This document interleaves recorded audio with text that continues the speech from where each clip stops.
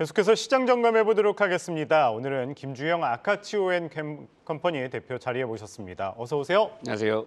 네, 한밤 사이 아무래도 가장 큰 이슈는 엔비디아가 아닐까 싶어요. 엄청 이 엔비디아가 급등을 하면서 시장을 좀 달궜는데 일단 이번 주와 다음 주 시장 큰 이슈부터 살펴보도록 할게요. 부채 한도 협상 이슈도 아직까지 있고 그다음에 6월 FOMC도 있는데 좀 키워드로 압축해 본다면 어떻게 압축할 수 있을까요? 네, 우선 키워드로 조금 정리를 한번 해본다면 이번 주를 주식시장에 많이 영향을 미쳤던 내용들은 미국 부채 한도, 말씀하셨던 대로 그다음에 한은의 기준금리 3연속 동결, 그리고 세 번째는 지속적인 연준의 매파 위원들의 시장 개입 정도로 얘기를 정리를 할 수 있을 것 같아요.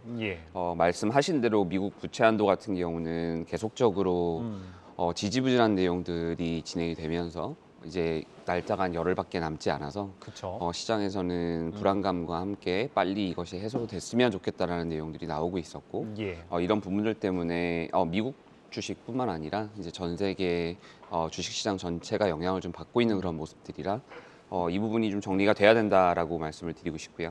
두 번째는 한은에서 어저께 이제 금통위를 개최를 해서 기준금리를 다시 3연속 동결을 하였습니다. 지속적으로 우리나라와 미국 간의 기준금리 차가 거의 한 200bp 가까이 지금 차이가 나고 있는 그런 상황임에도 불구하고 앞으로의 올해 GDP 성장률 자체를 1.3% 정도로 낮추면서 시장의 어려움을 토로를 했지만 금리를 빨리 낮추지는 않겠다라는 그 메시지를 전달하면서 오히려 시장에 좀 충격을 좀 줬던 그런 내용들이 있었고요. 이런 부분들은 아무래도 PF 관련된 리스크들이 워낙 크고 그다음에 우리나라 기업들의 실적 자체가 계속적으로 하방 압력을 받고 있는 상황이기 때문에 이런 부분들에 대해서의 우려를 계속적으로 전달을 한 그런 어제의 그 금통위였다고 생각을 하고요.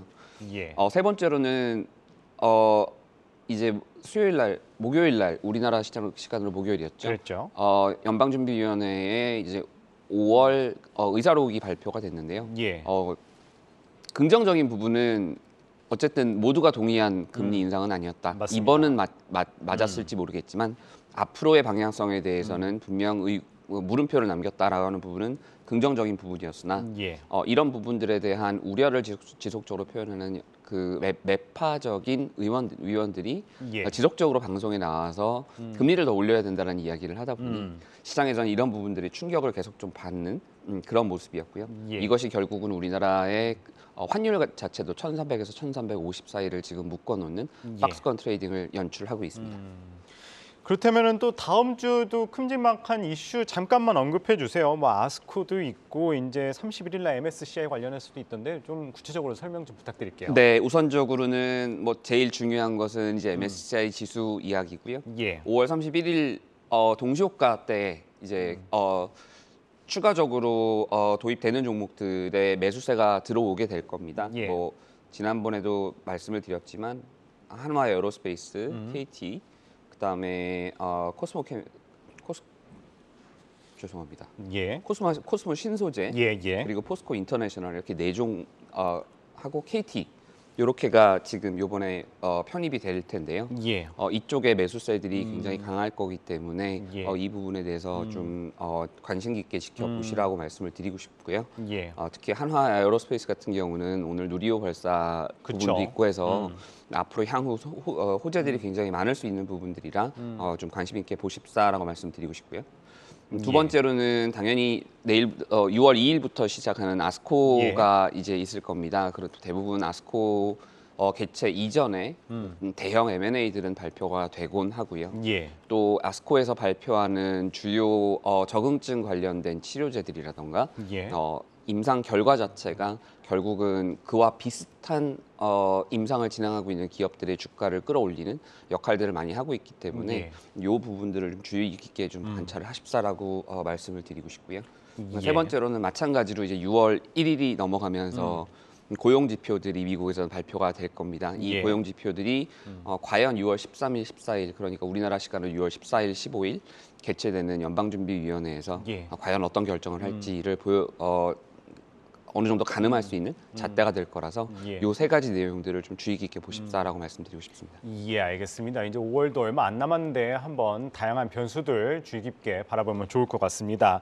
그렇다면 지금 이번 주 외국인들 또 우리 시장에서 어떻게 또 매수를 하고 매도를 했는지 좀 궁금한데 어떻습니까? 외국인들은 생각보다는 굉장히 강한 매수세를 지속적으로 유지를 하고 있어요. 지난주에 한 1.4조 정도 매수를 했었고 이번 주 한 1조 정도 순매수를 이어갔는데요. 예. 코스피 내에서만 그렇습니다. 반대로 코스닥 쪽은 예. 아무래도 지속적인 매도세가 아직은 유지가 되고 있는 예. 그런 상황이고요. 이번 주 같은 경우는 한 1,200억 정도 매도를 했고요. 선물 시장 같은 경우도 한 4천억 정도 매도를 진행을 하고 있는 예. 오늘까지 제가 확인한 바로는 한 4천억 정도 순매도를 이어갔는데요. 예. 이렇게 코스피에 대해서 지속적으로 외국인들이 투자를 하고 있는 부분을 조금 더 정리를 해보자면 이것은 반도체 섹터에 대한 이 시장의 긍정적인 분위기 자체가 많이 반영이 되었다라고 말씀을 드리고 싶습니다. 그다음에 두 번째는 환율 자체가 어쨌든 1,300에서 1,350원이라고 하는 박스권을 형성을 하면서 예. 급격하게 평가 절하되지도 않고 그렇다고 평가 절상되는 모습들을 보이지 않기 때문에 예. 지금은 트레이딩을 통한 수익 창출을 지속적으로 지금 모색을 하고 있는 모습으로 보이고요. 예. 아무래도 1325선에서 지금 계속 왔다 갔다 하고 그렇죠. 있으니까 긍정적인 부분들이 있는 섹터에 대해서는 자금들이 좀 유입되는 그런 모습입니다. 예. 마지막은 이제 6월 둘째 주에 돌아오는 네마녀의 날, 예. 그렇죠. 쿼드러플 리칭 데이가 이제 다가오고 있기 때문에 이에 따른 외국인의 투자 포지션들의 변경들이 좀 있을 수 있는데 관망세가 지금 현재로서는 좀 유지가 되는 모습들로 보입니다. 예. 요 세 가지가 결국은 지금 외국인의 순매수를 이끌어내는 주요 포인트라고 생각이 됩니다. 결국엔 외국인들은 좀 반도체주들을 대거 사들이고 있는 것 같아요. 그다음에 뭐 아까 앞에서도 말씀하셨듯이 MSCI 편입 관련해서 좀 자금이 들어오는 거는 없나요?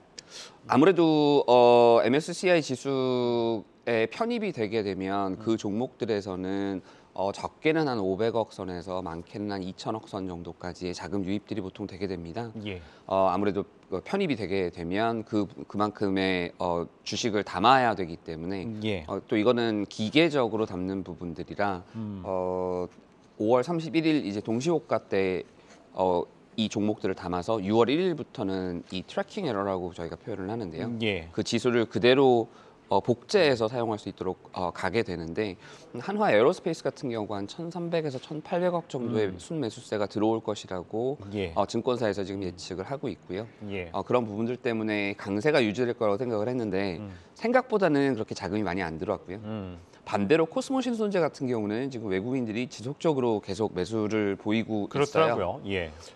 이번 주 같은 경우도 코스모 신소재 매입 540억 가까이가 순매수가 들어왔어요. 예. 그만큼 외국인들 입장에서는 아직 코스모 신소재에 대해서는 많이 담고 있지 않았던 부분들이라 지금 현재 헤지펀드들이 선제적으로 담고 있는 모습들이라고 생각이 되고요. 이 부분들은 아마 이제 MSCI 지수에 패시브 자금이 유입이 되게 되면 예. 그때 반대로 매도를 하면서 이제 차익 실현을 할 수 있는 예. 그런 부분들이라고 생각이 되고요. 예, 알겠습니다. 그렇다면은 마지막으로 또 대표님이 주목하시는 업종이나 또 종목 또 궁금한데 소개 좀 해주시죠. 네, 아무래도 뭐 오늘은 모든 분들이 네. 얘기하시는 게 엔비디아 그렇죠. 관련 네. 수혜주가 맞아요. 어떤 수혜주겠죠. 것인가를 이렇게 오를 줄은 몰랐어요, 정말. 네. 그렇죠. 이거는 시장에서도 너무나 놀라운 실적이라고 이야기를 했었고요. 근데 가장 중요한 것은 엔비디아의 실적이 왜 잘 나왔느냐라고 하는 부분인데 가장 중요한 것은 데이터 센터가 지속적으로 데이터 센터 향 매출 자체가 지속적으로 증가한다라고 하는 부분이 매우 중요한 부분이었고요. 예. 두 번째는 챗 GPT발 AI 관련된 내용들이 실질적으로는 저희는 챗 GPT가 영향을 미칠 수는 있지만 이게 어느 정도 영향을 미칠 그러니까요. 거야라는 의구심이 한 부분에서 남아 있었거든요. 예. 근데 그와 관련된 반도체 매출이 지금 일어나고 있다라고 하는 것은 이미 이 하드웨어적인 부분에서 필요한 수급에 필요한 장비들을 이미 공급을 하고 있는 부분들이라 예. 향후 AI AI 관련된 챗 GPT 관련된 매출들은 어쩌면 조금 더 긍정적으로 앞으로 향후 증가할 수 있다라고 볼 수 있을 것 같고요. 이렇게 되면 결국은 엔비디아의 매출은 계속 증가할 수 있을 것이고 회사 자체도 매출 자체를 거의 한 50% 정도, 보통 72억 불 정도를 예상을 했는데 100억 불 이상 나올 거라고 예상을 하고 있고요. 매출 자체가 증가한다라고 하는 것은 가격도 증가하지만 어쨌든 볼륨 자체도 증가한다는 의미거든요. 그런 면에서 제가 오늘 들고 나온 것은 ISC라고 하는 회사입니다. 최근에 주가도 좀 많이 오르긴 했지만 관심 있게 좀 지켜보십사라고 말씀을 드리고 싶은데요. 첫 번째로는 SKC가 이 회사에 대해서의 경영권 지분을 인수를 하기 위한 MOU를 체결했다는 것이 이제 5월 19일 한국경제의 단독 보도로 나왔었어요. 그만큼 회사에 대한 기술력을 인정하고 있다라고 하는 긍정적인 부분이 있고요. 두 번째로는 우선적으로 이 ISC가 뭐 하는 회사냐면 비메모리 반도체 테스트 장비에 들어가는 소켓을 만드는 회사입니다. 반도체 테스트를 많이 할 수밖에 없게 되면 수요가 증가할 수밖에 없는 그런 구조라서 엔비디아의 매출 성장과 비슷한 구조로 성장을 하게 될 거라서 그 부분이 매우 긍정적이라고 생각을 하고요. 지금 현재 전체 매출의 약 10% 정도가 엔비디아에서 발생하고 있고 최근에 추가적인 기술 개발을 하고 있어서 매출 자체가 20%대 이상으로 증가할 수 있다고 하는 부분은 긍정적인 부분이라고 생각을 합니다. 알겠습니다. 오늘은 이 엔비디아에 따른 이 수혜주 ISC 종목까지 살펴봤습니다. 네, 오늘은 김주영 아카치오 앤 컴퍼니 대표 말씀 들어봤습니다. 고맙습니다. 감사합니다.